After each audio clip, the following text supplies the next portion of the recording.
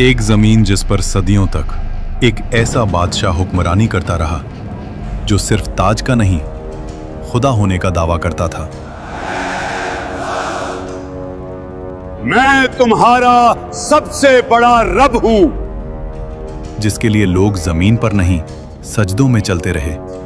और फिर एक ऐसी रात जब उस बादशाह की नींद एक ख्वाब ने छीन ली, और जब मौत उसके सामने आई तो वो पानी की एक बूंद का भी मुकाबला न कर सका।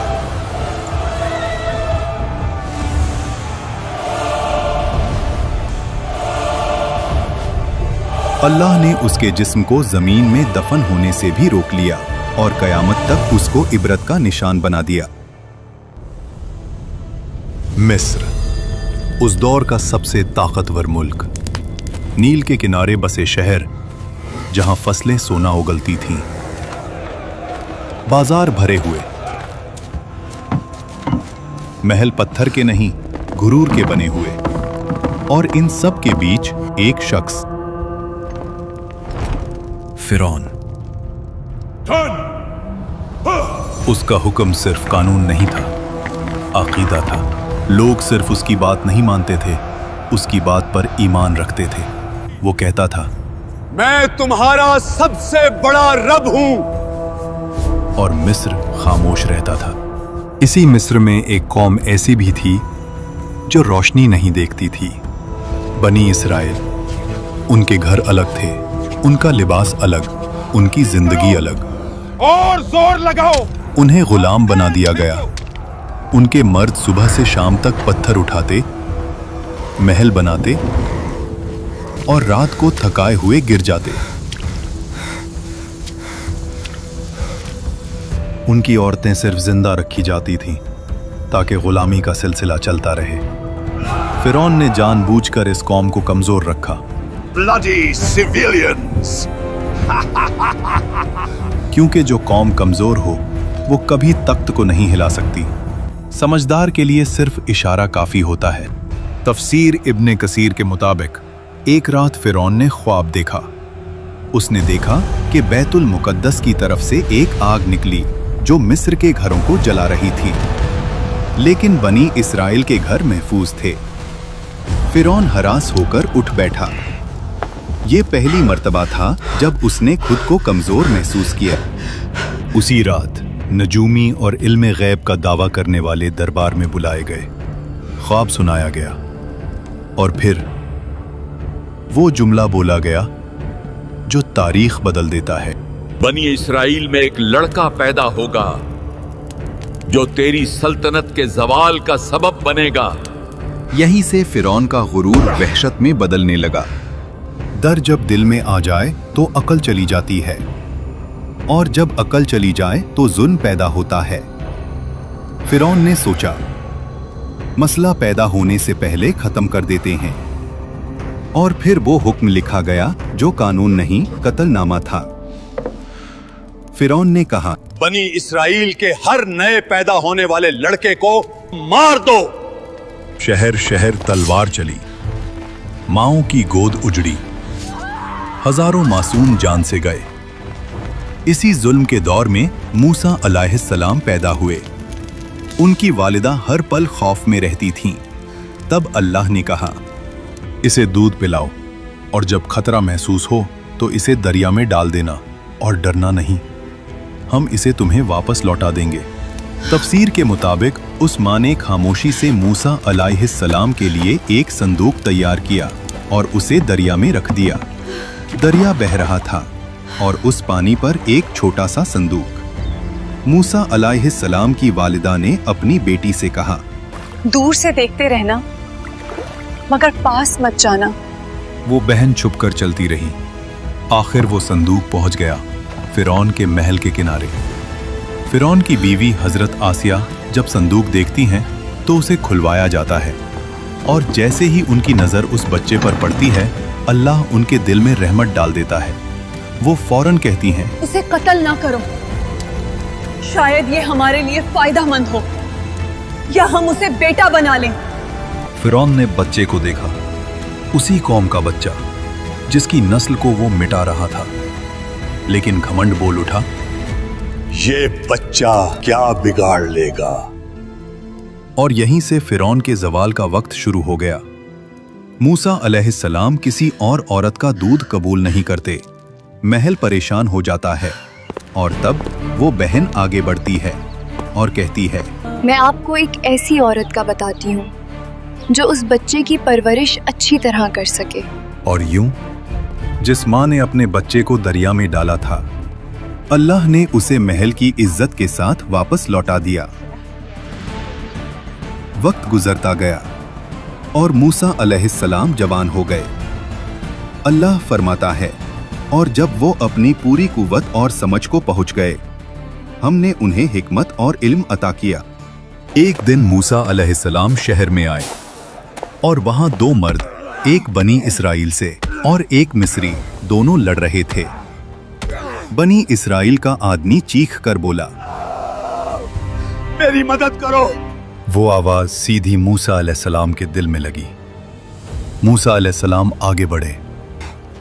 उन्होंने एक मुक्का मारा, मिस्री जमीन पर गिरा और फिर उठा नहीं। मूसा अलैहिस्सलाम समझ गए ये कत्ल हो गया और अल्लाह से माफी मांगी। अल्लाह फरमाता है, फिर हमने उन्हें माफ कर दिया, लेकिन मिस्र ने माफ नहीं किया। शहर में आग लग गई, दरबार में शोर, फिरौन का चेहरा लाल। हुक्म निकला, मूसा को कत्ल कर दो। शहर के दूसरे किनारे से एक आदमी दौड़ता हुआ आया और कहा, सरदार तुम्हारे कत्ल का मशवरा कर रहे हैं, यहां से निकल जाओ।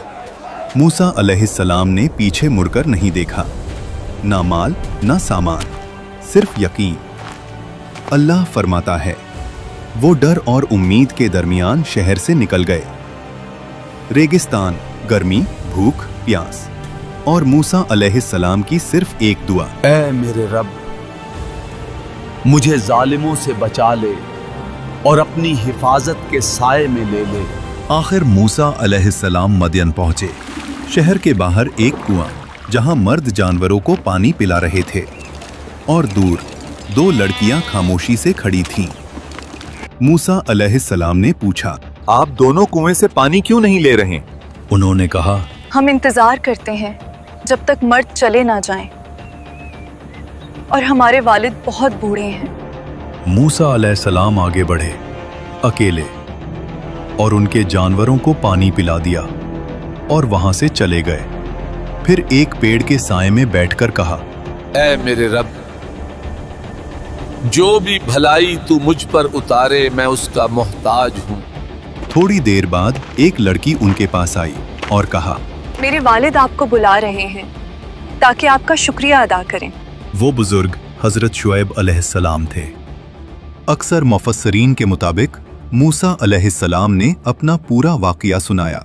शुएब अलैहिस्सलाम ने कहा, डरो मत, अब तुम जालिमों से महफूज हो। शुएब अलैहिस्सलाम की बेटी ने कहा, अब्बा, इन्हें काम पर रख लें, ये ताकतवर भी हैं और अमानतदार भी। हजरत शुएब अलैहिस्सलाम ने कहा, मैं अपनी बेटी का निकाह तुमसे करना चाहता हूँ, शर्त यह कि 8 साल हमारी खिदमत करो, और अगर 10 साल पूरे करो तो तुम्हारी मर्जी। मूसा अलैहिस्सलाम ने कबूल किया। ये 10 साल कोई आम साल नहीं थे। बकरियां चराना, तन्हाई, सब्र, रहमत। मिस्र का शहजादा अब चरवाहा था और अल्लाह यही से नबी बनाता है। जब मुद्दत पूरी हुई, मूसा अलैहिस्सलाम अपनी बीवी के साथ मिस्र की तरफ रवाना हुए। रात का वक्त, सर्दी, सहरा, और फिर मूसा अलैहिस्सलाम ने दूर पहाड़ पर एक रोशनी देखी और अपनी बीवी से कहा, तुम यहीं रुको, मैं आग लाता हूँ या कोई रास्ता पूछ कर आता हूँ। लेकिन वो आग नहीं थी। जब मूसा अलैहिस्सलाम करीब गए, आवाज आई, ए मूसा। मूसा अलैहिस्सलाम का जिस्म कांप गया। मैं ही तेरा रब हूं, अपने जूते उतार दो। तू मुकद्दस वादी तुआ में है, मैंने तुझे चुना है। अल्लाह ने फरमाया, फिरौन के पास जाओ, वो सरकश हो चुका है। तुम्हारी लाठी एक निशानी है और हमने इसमें एक खास ताकत रखी है। और मूसा अलैहिस्सलाम ने कहा, ऐ रब, मेरी जबान में गिरा है, मेरे भाई हारून अलैहिस्सलाम को मेरा मददगार बना दे। अल्लाह ने फरमाया, तेरी दुआ कबूल की गई। और फिर मूसा अलैहिस्सलाम अपने भाई हारून अलैहिस्सलाम के साथ फिरौन के महल में गए। फिरौन उसी वक्त अपनी तकब्बुर भरी मुस्कुराहट के साथ कहता है, तुम्हारा रब कौन है? मूसा अलैहिस्सलाम ने जवाब दिया, मेरा रब वही है जो जिंदगी और मौत देता है। फिरौन ने गुस्से में कहा, तुम हमारे साथ खेल रहे हो, मुझे साबित करो। मिस्र के सबसे बड़े जादूगर बुलाए गए। रस्सी फेंकी और लोगों को सांप लगने लगे। लोगों का दिल कांप गया। लेकिन मूसा अलैहिस्सलाम ने सिर्फ लाठी उठाई और उसे जमीन पर रख दिया और वो हकीकी अजदहा बन गई। वो अजदहा ने जादूगरों के नकली सांपों को निगल लिया। जादूगरों ने कहा, ये जादू नहीं, ये अल्लाह की कुव्वत है। वो सब सजदे में गिर गए। फिरौन का घमंड सख्ती और गहरा हुआ।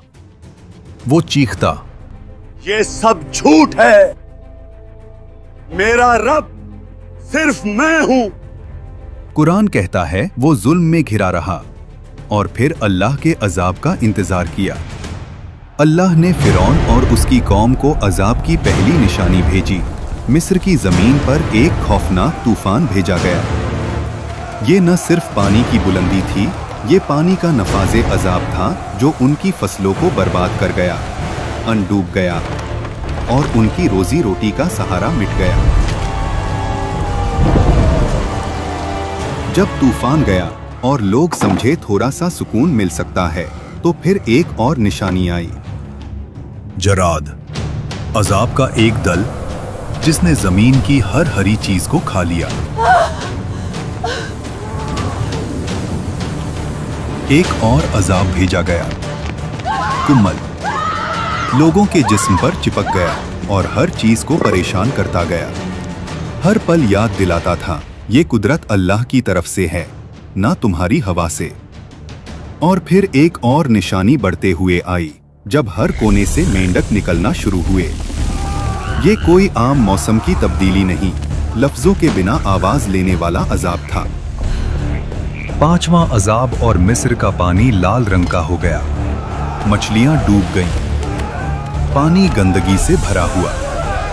और फिरौन फिर कहता, ये सब मूसा का जादू है। कुरान में अल्लाह ने फिरौन पर भेजी गई निशानियों का जिक्र किया है और इनमें सिर्फ अजाब नहीं बल्कि मूसा अलैहिस्सलाम के मोजिज़ात भी शामिल हैं। फिर अल्लाह ने मूसा अलैहिस्सलाम को कहा कि रात के वक्त अपनी कौम को लेकर मिस्र से निकल जाओ। कौम ने खामोशी से अपने घर, अपनी जिंदगी और तकब्बुर से निकलते हुए रास्ता रखा। न उनके पास ज्यादा सामान, न कोई तलवार, सिर्फ अल्लाह की मदद का यकीन। जब सुबह हुई और फिरौन ने देखा कि मिस्र से लोग गायब हो गए, उसका घमंड और जिंदा हो गया।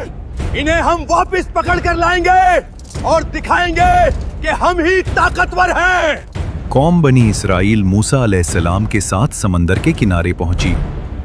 समंदर उनके सामने काफी गहरा नजर आता है। बनी इसराइल के लोग कहते हैं, हम फंस गए। ये खौफनाक पानी हमारी किस्मत का इंतजार कर रहा है और पीछे मौत का लश्कर। मूसा अलैहिस्सलाम ने कहा, हरगिज नहीं, मेरा रब मेरे साथ है, वो हमें राह दिखाएगा। अल्लाह ने मूसा अलैहिस्सलाम को हुक्म दिया, अपनी लाठी से पानी को मारो। मूसा अलैहिस्सलाम ने अल्लाह के हुक्म पर अपनी लाठी पानी पर मारी। पानी दो हिस्सों में बंट गया। दो दीवारें उठी, बीच में सूखा रास्ता निकल आया। लोग चीख उठे और बनी इज़राइल का ईमान मजबूत हुआ और उन्होंने उस रास्ते पे चलना शुरू किया। ये अल्लाह का मौजिज़ा है। फिरौन और उसकी फौज ने वो रास्ता देखा फिर भी उसने कहा, ये हम भी कर सकते हैं, इससे हमें कोई नहीं रोक सकता। वो दीवारे पानी के बीच अपने घोड़ों और फौज के साथ निकल गया। घमंड इतना गहरा था कि हक बताने वाली निशानियों के बावजूद भी वो मान नहीं रहा था। जब बनी इस्राइल का आखिरी शख्स भी समंदर के बीच से निकल गया, अल्लाह ने हुक्म दिया, पानी दोबारा मिलकर समंदर को बंद कर दो। और वैसे ही पानी घर जैसे गिरता चला गया। लहरों ने फिरौन और उसकी फौज को हर तरफ से घेर लिया। हर घोड़ा और हर सिपाही डूब गया। जब उस वक्त उसका आखिरी वक्त आया, फिरौन की नजर खुली और उसने कहा, मैं ईमान लाया उस रब पर जिसे बनी इस्राइल ने माना। लेकिन उस वक्त उसका ईमान कबूल नहीं हुआ। अल्लाह ने फरमाया कि आज हम तेरा जिस्म बचाएंगे ताकि वो सबके लिए इबरत बने। हजरत आसिया जो फिरौन की बीवी थी, कुरान में जिक्र है। और आसिया फिरौन की बीवी जिन्होंने अल्लाह के हुक्म से ईमान लाया और अपने घर में सब्र और इबादत से खुद को महफूज रखा, अल्लाह ने उनके लिए जन्नत तैयार की। इस वाकया ने दिखाया कि दुनिया का सबसे बड़ा घमंड भी सिर्फ एक इंसानी मौत का शिकार है।